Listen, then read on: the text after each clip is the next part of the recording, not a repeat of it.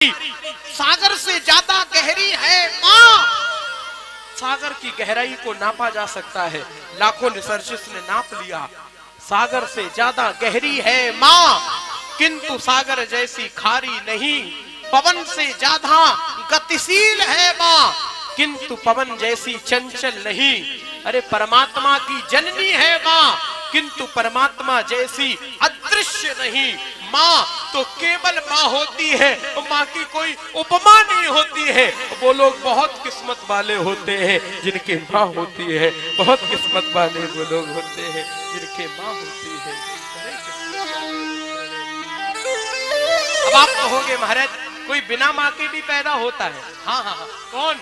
जिनकी बचपन में माँ मर जाती है, फिर बुआ के घर, मामी के घर, चाची के घर, मौसी के घर पाले जाते हैं। उन्हें क्या पता अपनी मैया कितना प्रेम करती है। अपनी माँ जैसा प्रेम संसार में कोई नहीं कर सकता। अपनी माँ अंधी हो, पागल हो, बूढ़ी हो, लूली हो, लंगड़ी, कैसी भी हो, लेकिन अपनी माँ जितना प्रेम करती है उतना प्रेम औलाद को कोई नहीं कर सकता। माँ जैसा प्रेम कोई नहीं कर सकता। महाराज दो चीजें कह रहा हूं, दो चीजों के नापने के यंत्र कभी नहीं बने। माता की क्षमता को बहुत ध्यान से सुनना, बड़ी बात कहने जा रहा हूं। दो चीजों के नापने के यंत्र नहीं बने, माता की ममता को और पिता की क्षमता को कभी मापा नहीं जा सकता। ये अमाप होते हैं। माता में कितनी ममता है कोई नाप सकता है, और एक पिता में कितनी क्षमता है अपनी औलाद के लिए वो क्या कर सकता है। महाराज रात रात भर जगकर काम कर सकता है, दिन दिन भर जग कर के अपनी औलाद के लिए वो महाराज अपने शरीर को दांव पर लगाकर, अपनी जिंदगी को दांव पर लगाकर अपनी औलाद को खिला सकता है।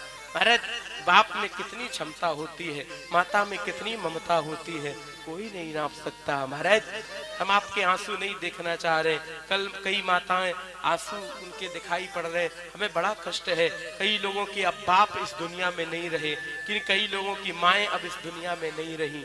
हाँ हाँ हाँ, एक बात बताऊं, कई लोगों की बेटियां अब उनके घर की नहीं है, वो दूसरे के घर की अमानत बन चुकी हैं। कई बेटियों के बाप दुनिया से ही चले गए हैं, उन्हें मन में कष्ट तो होता है।